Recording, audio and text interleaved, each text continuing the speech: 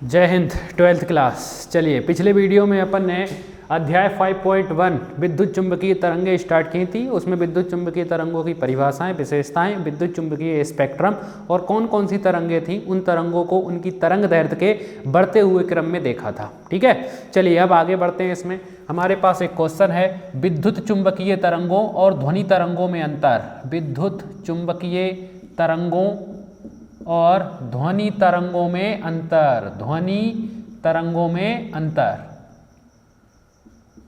Question पूछा जाएगा। विद्युत चुंबकीय तरंगें और ध्वनि तरंगों में अंतर बताइए। विद्युत चुंबकीय तरंगों और ध्वनि तरंगों में अंतर बताइए। तो एक तरफ हेडिंग डालेंगे विद्युत चुंबकीय तरंगें और दूसरी तरफ हेडिंग डालेंगे ध्वनि तरंगें और देखते हैं। चलिए देखते हैं। सबसे पहला पॉइंट, विद्युत चुंबकीय तरंगों में पहला पॉइंट, विद्युत चुंबकीय तरंगें जो होती हैं वो अनुप्रस्थ तरंगें होती हैं। कैसी तरंगें होती हैं? अनुप्रस्थ तरंगें होती हैं। विद्युत चुंबकीय तरंगें अनुप्रस्थ तरंगें होती हैं। ध्वनि तरंगें ये वायु में अनुदैर्ध्य होती हैं। वायु में कैसे हो जाती हैं? अनुदैर्ध्य हो जाती हैं। बाकी और दूसरे माध्यमों में अनुप्रस्थ होती हैं ये, लेकिन विद्युत चुंबकीय तरंगें, पहला पॉइंट, विद्युत चुंबकीय तरंगें चाहे कोई सा भी माध्यम हो, विद्युत चुंबकीय तरंगें सभी माध्यमों में अनुप्रस्थ होती हैं। ध्वनि तरंगें वायु में अनुदैर्ध्य होती हैं। वायु में अनुदैर्ध्य होती हैं। ठीक है, पहला पॉइंट। दूसरा पॉइंट, विद्युत चुंबकीय तरंगों के संचरण के लिए माध्यम की आवश्यकता नहीं होती है। यानी लिख सकते हैं ये निर्वात में भी गमन कर सकती हैं। किसमें? निर्वात में भी गमन कर सकती हैं। ये निर्वात में गमन नहीं कर सकती हैं। निर्वात में गमन नहीं कर सकती हैं। ठीक है, इनके संचरण के लिए माध्यम की आवश्यकता नहीं होती है, इनके संचरण के लिए माध्यम की आवश्यकता होती है। ऐसा भी लिख सकते हो, बात वही है, कुछ भी लिखो यहाँ पर। तीसरा पॉइंट, विद्युत चुंबकीय तरंगें जो होती हैं ये यांत्रिक तरंगें नहीं होती हैं। कैसी तरंगें? यांत्रिक, किसी यंत्र के द्वारा उत्पन्न नहीं है। जबकि ध्वनि या आवाज ये जो तरंगें होती हैं वो यांत्रिक तरंगें होती हैं, किसी न किसी यंत्र से ही उत्पन्न होती हैं। तो ये यांत्रिक तरंगें नहीं होती हैं, ये यांत्रिक तरंगें होती हैं। ठीक है। चौथा पॉइंट, इनकी चाल बहुत अधिक होती है। इनकी चाल बहुत अधिक होती है। चाल बहुत अधिक होती है। चाल कैसी होती है? बहुत अधिक। इनकी चाल कम होती है। इनकी चाल कम होती है। इनकी चाल कैसी होती है? कम होती है।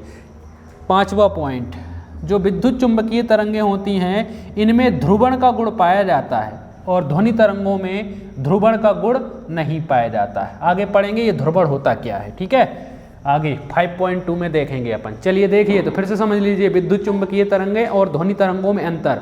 विद्युत चुंबकीय तरंगें और ध्वनि तरंगों में अंतर देख लीजिए। पहला पॉइंट, विद्युत चुंबकीय तरंगें अनुप्रस्थ तरंगें होती हैं, चाहे कोई सा भी माध्यम हो। विद्युत चुंबकीय तरंगें सभी माध्यमों में अनुप्रस्थ तरंगें होती हैं। ध्वनि तरंगें वायु में अनुदैर्ध्य हो जाती हैं। ठीक है। दूसरा पॉइंट, विद्युत चुंबकीय तरंगें निर्वात में भी गमन कर सकती हैं, ध्वनि तरंगें निर्वात में गमन नहीं कर सकती हैं। तीसरा पॉइंट, विद्युत चुंबकीय तरंगें यांत्रिक तरंगें नहीं होती हैं, किसी यंत्र से उत्पन्न नहीं है। ध्वनि तरंगें यांत्रिक तरंगें होती हैं।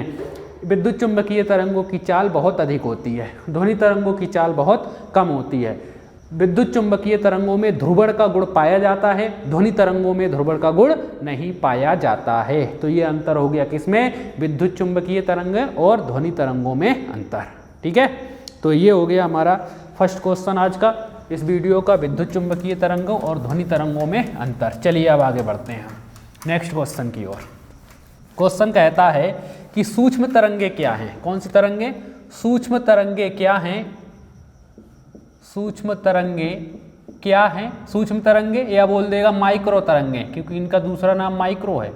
माइक्रो मतलब सूक्ष्म। माइक्रो तरंगें क्या हैं? सूक्ष्म या माइक्रो तरंगें क्या हैं? उपयोग बताइए। सूक्ष्म या माइक्रो तरंगें क्या हैं? उपयोग बताइए। तो एक तो अपन ने एंगस्ट्रॉम में इनकी तरंग दैर्ध्य लिख ही चुके हैं। अब मीटर में, मिलीमीटर में इनकी तरंग दैर्ध्य होती है 1 मिलीमीटर से 100 मिलीमीटर। 1 मिलीमीटर से कितनी? 100 मिलीमीटर होती है। वे तरंगें जिसकी तरंग दैर्ध्य कुछ ही मिलीमीटर, यानी बहुत कम, कुछ ही मिलीमीटर, और कितनी, 1 मिलीमीटर से 100 मिलीमीटर कोटि की होती है, सूक्ष्म तरंगे या माइक्रो तरंगे कहलाती है। नाम ही है सूक्ष्म या माइक्रो मतलब बहुत छोटी। तो बे विद्युत चुंबकीय तरंगें, बे विद्युत चुंबकीय तरंगें जिनकी तरंग दैर्ध्य कुछ ही मिलीमीटर, ब्रैकेट में लिख देंगे 1 मिलीमीटर से 100 मिलीमीटर, ब्रैकेट बंद, कोटि की होती है, सूक्ष्म तरंगे या माइक्रो तरंगे कहलाती हैं। फिर से सुन लीजिए क्या लिखेंगे, बे विद्युत चुंबकीय तरंगें जिनकी तरंग दैर्ध्य कुछ ही मिलीमीटर, ब्रैकेट में 1 मिलीमीटर से 100 मिलीमीटर, ब्रैकेट बंद, कोटि की होती है, सूक्ष्म तरंगे या माइक्रो तरंगे कहलाती हैं। ठीक है, अब उपयोग देख लेते हैं। उपयोग बता ही चुका हूं मैं इसका, आप वो लिख सकते हो उपयोग में सूक्ष्म तरंगों का। पहला लिख सकते हो किसमें, रडार में। दूसरा उपयोग कहाँ लिख सकते हो, टेलीविजन में। तीसरा उपयोग कहाँ लिख सकते हो, माइक्रोवेव ओवन में इनका उपयोग किया जाता है। ठीक है, ये हो गया इनका उपयोग। अब रडार में कैसा उपयोग किया जाता है वो सुन लो। रडार में, किसमें, रडार में सूक्ष्म तरंगों का उपयोग देख रहे हैं, किसमें, रडार में। सूक्ष्म तरंगों का उपयोग रडार में किया जाता है। रडार नामक एक यंत्र होता है, उसकी सहायता से सूक्ष्म तरंगें भेजी जाती हैं। अब उपयोग कहाँ करते हैं, इसकी एक पिंड से दूसरे पिंड की दूरी ज्ञात करने में करते हैं। मान लीजिए यहाँ अपन बैठे हैं, यहाँ से अपने को कोई दूर स्थित पिंड है, कोई तारा वगैरह है मान लीजिए, या कोई चंद्रमा उपग्रह है, हमारी दूरी निकालनी है। तो कैसे निकालेंगे, इन तरंगों को यहाँ से रडार से भेजा जाएगा। रडार से क्या करेंगे, रडार से भेजा जाएगा, वो जाकर जो तरंगे हैं वो उस चीज़ से, उस पिंड से टकराएंगी और उस टकराकर वापस आ जाएंगी, टकराएंगी वापस आएंगी, यानी परावर्तन की घटना होगी। तरंगों के जाने में लगा समय और तरंगों के वापस आने में लगा समय ज्ञात करके अब यहाँ से, मतलब अपने यहाँ से उस पिंड की दूरी ज्ञात की जा सकती है। ठीक है, तो उपयोग रडार में किस तरीके से उपयोग किया जाता है सुन लीजिए। रडार नामक यंत्र से सूक्ष्म या माइक्रो तरंगों को एक पिंड से दूसरे पिंड की ओर भेज दिया जाता है। ये तरंगे दूसरे पिंड से परावर्तित होकर वापस लौट जाती हैं। यदि तरंगों के जाने में लगा समय और वापस आने में लगा समय ज्ञात हो तो एक पिंड से दूसरे पिंड की दूरी ज्ञात की जा सकती है। ठीक है, तो ये उपयोग हो गया रडार में। पूछ दिया जाएगा रडार में कैसे काम करती है, तो इस तरीके से आप लिख सकते हैं। चलिए आगे बढ़ते हैं। अब क्वेश्चन कहेगा पराबैंगनी किरणों की विशेषताएं बताइए। पराबैंगनी किरणों की विशेषताएं बताइए। पराबैंगनी किरणों की विशेषताएं बताइए या गुण लिखिए। क्वेश्चन कहेगा पराबैंगनी किरणों की विशेषताएं बताइए या गुण लिखिए। तो पहली विशेषता, ये किरणें कांच द्वारा अवशोषित कर ली जाती हैं। कांच द्वारा अवशोषित कर ली जाती हैं। पहली विशेषता, ये किरणें कांच द्वारा अवशोषित कर ली जाती हैं। ये किरणें कांच द्वारा अवशोषित कर ली जाती हैं। ठीक है, दूसरी विशेषता, ये किरणें प्रदीप्ति उत्पन्न करती हैं। क्या उत्पन्न कर देती हैं, प्रदीप्ति मतलब चमक, प्रदीप्ति मतलब चमक उत्पन्न करती हैं, प्रदीप्ति उत्पन्न करती हैं। ये किरणें प्रदीप्ति उत्पन्न करती हैं, चमक उत्पन्न करती हैं। तीसरी विशेषता इनकी है, ये जो किरणें होती हैं गैसों को आयनित कर देती हैं। गैसों को आयनित कर देती हैं, आयनों में बांट देती हैं। धन आयन अलग कर देंगे, ऋण आयन अलग कर देंगे। तो इसीलिए जब ये गैसों को आयनित कर देती हैं, इसीलिए ये किरणें रासायनिक परिवर्तन के लिए अत्यधिक सक्रिय होती हैं। रासायनिक परिवर्तन के लिए अत्यधिक सक्रिय होती हैं। ठीक है, पांचवी विशेषता अगर लिखना चाहो तो इनकी तरंग दैर्ध्य परास लिख सकते हो। मैं आपको वो लिखवा चुका हूँ, तरंग दैर्ध्य परास एंगस्ट्रॉम में। चलिए एक बार फिर से सुन लीजिए पराबैंगनी किरणों की विशेषताएं। पहला लिखेंगे, पराबैंगनी जो किरणें होती हैं ये कांच द्वारा अवशोषित कर ली जाती है। पहली, पराबैंगनी किरणें कांच द्वारा अवशोषित कर ली जाती हैं। दूसरी विशेषता, पराबैंगनी किरणें जो होती हैं वो प्रदीप्ति उत्पन्न करती हैं। तीसरी विशेषता, पराबैंगनी किरणें गैसों को आयनित कर देती हैं। चौथी विशेषता, ये रासायनिक परिवर्तन के लिए अत्यधिक उत्तरदायी होती हैं या अत्यधिक सक्रिय होती हैं। ठीक है, और पांचवी विशेषता में पराबैंगनी किरणों की पांचवी विशेषता में इनकी तरंग दैर्ध्य जो होती है वो 100 एंगस्ट्रॉम से 4000 एंगस्ट्रॉम तक होती है। ये अपन इसकी पांचवी विशेषता में लिख सकते हैं। सबकी लिखवा चुका हूँ, मैंने बोला था एक की जहाँ खत्म होती है दूसरी की वहाँ शुरू हो जाती है। गामा सबसे पहले आती है गामा किरणें, इसके बाद आती है एक्सरे किरणें, इसके बाद पराबैंगनी किरणें, इसके बाद दृश्य प्रकाश, इसके बाद अवरक्त किरणें, इसके बाद सूक्ष्म तरंगे, इसके बाद लास्ट में पहुँच जाती है हमारी रेडियो तरंगें। ठीक है, पहली तरंगों की परास स्टार्ट कहाँ से होती है? 0.001 एंगस्ट्रॉम से 1 एंगस्ट्रॉम, गामा किरणों की एक्स किरणों की 1 एंगस्ट्रॉम से 100 एंगस्ट्रॉम, 1 एंगस्ट्रॉम से 100 एंगस्ट्रॉम, पराबैंगनी किरणों की 100 एंगस्ट्रॉम से 4000 एंगस्ट्रॉम, दृश्य किरणों की 4000 एंगस्ट्रॉम से 7900 एंगस्ट्रॉम, अवरक्त किरणों की 7900 एंगस्ट्रॉम से 10⁻7 एंगस्ट्रॉम। इसके बाद बची कौन सी हमारी सूक्ष्म तरंगें, इनकी तरंग दैर्ध्य की परास कितनी होती है? 10⁻7 एंगस्ट्रॉम से 10⁻10 एंगस्ट्रॉम। लास्ट में रेडियो तरंगों की परास होती है 10⁻10 एंगस्ट्रॉम से 10⁻14 एंगस्ट्रॉम। ठीक है, तो वो तो सभी में है, वो मैं लिखवा चुका हूं, आप खुद लिख सकते हो। तो ये होगी परावैंगनी किरणों की विशेषताएं। अब क्वेश्चन कहेगा कि अवरक्त किरणों की विशेषताएं बताइए। अवरक्त किरणों की विशेषताएं बताइए। तो पहली विशेषता तो यही है कि ये किरणें कांच द्वारा अवशोषित कर ली जाती हैं। ये किरणें कांच द्वारा अवशोषित कर ली जाती हैं। ये लिखेंगे, ये किरणें कांच द्वारा अवशोषित कर ली जाती हैं। दूसरी विशेषता, इन किरणों का ऊष्मीय मान बहुत अधिक होता है। ऊष्मीय प्रभाव या मान बहुत अधिक होता है। लिखा था रोगियों की सिकाई करने के लिए किसका उपयोग किया जाता है? अवरक्त किरणों, क्योंकि इनका ऊष्मीय प्रभाव, तापमान, टेम्परेचर, ऊष्मा बाहर निकलती है, इसलिए रोगी वगैरह कोई होते हैं जिनके चोट लग जाती है, उन चोट की सिकाई करने के लिए किसका प्रयोग किया जाता है? अवरक्त किरणों का। ठीक है, तो इनका ऊष्मीय प्रभाव बहुत अधिक होता है। तीसरे में लिखेंगे, ये जो किरणें होती हैं इनमें इनकी तरंग दैर्ध्य कम होने के कारण इनका प्रकीर्णन मतलब बिखराव, प्रकीर्णन बहुत कम होता है। इनका प्रकीर्णन बहुत कम होता है, प्रकीर्णन बहुत कम होता है इनका। और चौथा, ये जो किरणें होती हैं इनमें फोटोग्राफिक प्लेट को प्रभावित करने की क्षमता नहीं पाई जाती है। फोटोग्राफिक प्लेट को प्रभावित करने की क्षमता नहीं पाई जाती इनमें। ठीक है, इसीलिए इनका उपयोग किया जाता है अंधेरे में फोटोग्राफी करने के लिए। अंधेरे में फोटोग्राफी करने के लिए पहले जो आते थे रील वाले कैमरे, जिनकी रील होती थी, उन रील को कैमरे के अंदर, आजकल तो डिजिटल आने लगे, कार्ड वाले आने लगे, पहले रील वाले आते थे कैमरे, रील डली रहती थी। अगर उन पर बाहर का प्रभाव, सूर्य का प्रकाश या ये ट्यूबलाइट वगैरह का प्रकाश पड़ जाता तो वो खराब हो जाती थी।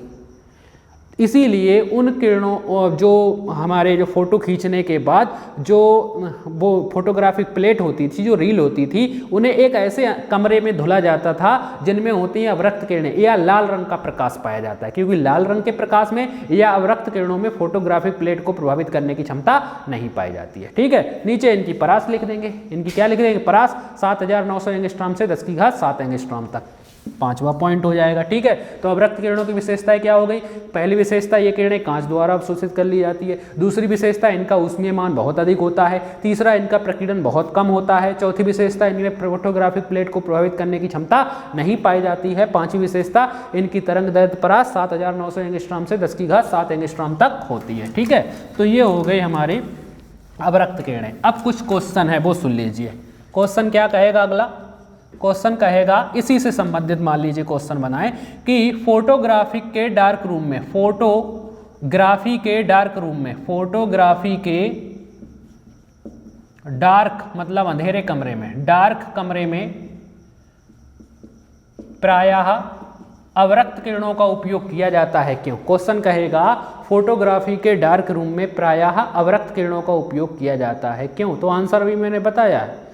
अवरक्त किरणों में फोटोग्राफिक प्लेट को प्रभावित करने की क्षमता नहीं पाई जाती है। यही कारण है कि फोटोग्राफी के डार्क रूम में अवरक्त किरणों का उपयोग किया जाता है। Full stop. फिर से सुन लीजिए, क्वेश्चन कहेगा फोटोग्राफी के डार्क रूम में प्रायः अवरक्त किरणों का उपयोग किया जाता है, क्यों? आंसर में आप लिखोगे फोटोग्राफी के डार्क रूम में अवरक्त किरणों का उपयोग किया जाता है क्योंकि अवरक्त किरणों में फोटोग्राफिक प्लेट को प्रभावित करने की क्षमता नहीं पाई जाती है। ठीक है, अब क्वेश्चन बदल भी सकता है। कैसे? फोटोग्राफी के डार्क रूम में प्रायः लाल रंग का प्रकाश रहता है, क्यों? तो लाल रंग के प्रकाश में भी फोटोग्राफिक प्लेट को प्रभावित करने की क्षमता नहीं पाई जाती है। यही कारण है कि फोटोग्राफी के डार्क रूम में प्रायः लाल रंग का प्रकाश का उपयोग किया जाता है। ठीक है, ये हो गए अवरक्त किरणों से संबंधित हमारा क्वेश्चन। दूसरा, अब मान लीजिए कोहरे में कौन सी किरणों का उपयोग किया जाता है? कोहरे में संकेतक के रूप में किरण किरणों का उपयोग किया जाता है। तो कोहरे में संकेतक के रूप में अवरक्त किरणों का उपयोग किया जाता है, क्यों? क्योंकि इनकी तरंग दैर्ध्य का मान कम होने के कारण इनका प्रकीर्णन बहुत, तरंग दैर्ध्य का मान अधिक होने के कारण इनका प्रकीर्णन बहुत कम हो पाता है। तो ये दूर से भी आसानी से देखी जा सकती हैं, कोहरे में भी आसानी से देखी जा सकती है, फैलती नहीं है। जैसे लाल रंग की तरंग दैर्ध्य का मान सबसे अधिक, हमें पता है लाल रंग की तरंग दैर्ध्य सबसे अधिक, जिससे उसका प्रकीर्णन बहुत कम। ये आगे पढ़ेंगे अपन क्या होता है, प्रकीर्णन क्या है हमारा, ठीक है। तो कोहरे में संकेतक के रूप में आंसर लिखेंगे, क्वेश्चन कहेगा कोहरे में संकेतक के रूप में किन किरणों का उपयोग किया जाता है और क्यों। तो आंसर लिखेंगे कोहरे में संकेतक के रूप में अवरक्त किरणों का उपयोग किया जाता है, क्योंकि अवरक्त किरणों की तरंग दैर्ध्य का मान अधिक होने के कारण इनका प्रकीर्णन बहुत कम होता है, इनका प्रकीर्णन बहुत कम होता है, जिसके कारण ये कोहरे में भी आसानी से दिखाई देती हैं, ठीक है। तो ये हो गया अवरक्त किरणों से संबंधित। अब क्वेश्चन कहेगा परावैंगनी किरणों से संबंधित क्वेश्चन बन सकते हैं। परावैंगनी किरणों से कहेगा क्या, विद्युत स्फुरलिंग के पास, विद्युत स्फुरलिंग या स्फुरलिंग को बोलते हैं विसर्जन, विद्युत विसर्जन बोले या विद्युत स्फुरलिंग बोले, मतलब जहाँ जहाँ कभी कभी देखा होगा दो तार के बीच में स्पार्किंग होने लगती है, चिंगारी जैसे निकलने, और उस चिंगारी के पास ओजोन गैस की गंध आने लगती है, तो उसका रीजन क्या है। तो क्वेश्चन कहेगा विद्युत स्फुरलिंग या विसर्जन के पास, विद्युत स्फुरलिंग या विसर्जन के पास ओजोन गैस की गंध आती है, क्यों। विद्युत स्फुरलिंग या विद्युत विसर्जन के पास ओजोन गैस की गंध आती है, क्यों। तो आंसर है परावैंगनी किरणें। अभी लिखवाया परावैंगनी किरणों की विशेषताएं। परावैंगनी किरणें रासायनिक परिवर्तन के लिए उत्तरदायी होती है, मतलब किसी भी रासायनिक अभिक्रिया को संपन्न करा देती है। तो क्या होता है, जैसे विद्युत स्फुरलिंग होता है, क्या होती है, विद्युत स्फुरलिंग होती है, मतलब विद्युत चिंगारी उत्पन्न हुई तो वायुमंडल की कुछ ऑक्सीजन को वो ओजोन में परिवर्तित कर देती है। ये ऑक्सीजन किस में परिवर्तित हुई, ओजोन में, किसके कारण, विद्युत धारा के कारण, विद्युत धारा, चिंगारी उत्पन्न हुई। तो वो चिंगारी जो विद्युत धारा है वो वायुमंडल की ऑक्सीजन के संपर्क में आ जाती है, तो वायुमंडल की उतनी ही जगह की कुछ ऑक्सीजन ओजोन में परिवर्तित हो जाती है, जिससे हमें ओजोन गैस की गंध आने लगती है, ठीक है। तो आंसर लिखेंगे विद्युत स्फुरलिंग या विद्युत विसर्जन के समय वायुमंडल की कुछ ऑक्सीजन ओजोन में परिवर्तित हो जाती है, जिसके कारण, नहीं ऐसा लिखेंगे विद्युत स्फुरलिंग या विद्युत विसर्जन, विद्युत स्फुरलिंग या विद्युत विसर्जन के समय कुछ परावैंगनी किरणें निकलती हैं, कुछ परावैंगनी किरणें निकलती हैं। फिर से सुन लीजिए क्या लिखेंगे, विद्युत स्फुरलिंग या विद्युत विसर्जन के समय कुछ परावैंगनी किरणें निकलती हैं जो वायुमंडल की कुछ ऑक्सीजन को ओजोन में परिवर्तित कर देती हैं, जिसके कारण विद्युत स्फुरलिंग या विसर्जन के समय ओजोन गैस की गंध आती है, ठीक है। तो ये हो गया हमारा विद्युत विसर्जन के लिए। अब इसी से परावैंगनी किरणों का एक और क्वेश्चन पूछ सकते हैं कि परावैंगनी किरणों से संबंधित और क्या क्वेश्चन बन सकता है कि परावैंगनी किरणें देने वालों के लैंप, परावैंगनी विकिरण देने वाले लैंपों के बल्ब क्वार्टज के बनाए जाते हैं, किसके, क्वार्टज, एक पदार्थ होता है कांच जैसा, क्वार्टज के बनाए जाते हैं, कांच के नहीं। क्वेश्चन कहेगा परावैंगनी विकिरण देने वाले लैंप, मतलब ऐसे लैंप जिनसे परावैंगनी किरणें निकल रही हैं, उनके बल्ब क्वार्टज के बनाए जाते हैं, कांच के नहीं। अपन देखते सामान्यतः जो बल्ब आते हैं वो कांच के होते हैं, लेकिन ऐसे लैंप जिनसे परावैंगनी किरणें निकलनी हैं वो किसके बनाए जा रहे हैं, क्वार्टज के। क्यों, क्योंकि अभी अपन ने विशेषता पढ़ी है, परावैंगनी किरणें कांच द्वारा अवशोषित कर ली जाती। तो अगर उन बल्बों से परावैंगनी किरणें निकलेंगी और अगर वो बल्ब कांच का बना होगा तो कांच उन्हें बाहर ही नहीं निकलने देगा, वो ही अवशोषित कर लेगा। इसीलिए परावैंगनी विकिरण देने वालों लैंपों के बल्ब किसके, क्वार्टज के बनाए जाते हैं, कांच के नहीं। तो आंसर लिखेंगे परावैंगनी किरणें कांच द्वारा अवशोषित कर ली जाती हैं, परावैंगनी किरणें कांच द्वारा अवशोषित कर ली जाती हैं, जबकि क्वार्टज परावैंगनी किरणों को अवशोषित नहीं कर पाता है। आंसर सुनिए, परावैंगनी किरणें कांच द्वारा अवशोषित कर ली जाती हैं, जबकि क्वार्टज परावैंगनी किरणों को अवशोषित नहीं कर पाता है। यही कारण है कि परावैंगनी विकिरण देने वाले लैंपों के बल्ब कांच के बल्ब कांच के नहीं बनाए जाते हैं, आंसर। ठीक है, तो ये हमारे कुछ छोटे छोटे क्वेश्चन हो गए। फोटोग्राफी के डार्क रूम में कौन से रंग का प्रकाश रहता है या किन किरणों का उपयोग किया जाता है, कोहरे में संकेतक के रूप में किन किरणों का उपयोग किया जाता है, विद्युत स्फुलिंग या विद्युत विसर्जन पे समय ओजोन गैस की गंध क्यों आती है, परावैंगनी विकिरण देने वाले लैंपों के बल्ब क्वार्ट्ज के बनाए जाते हैं, कांच के नहीं। ठीक है, तो ये हो गया हमारा।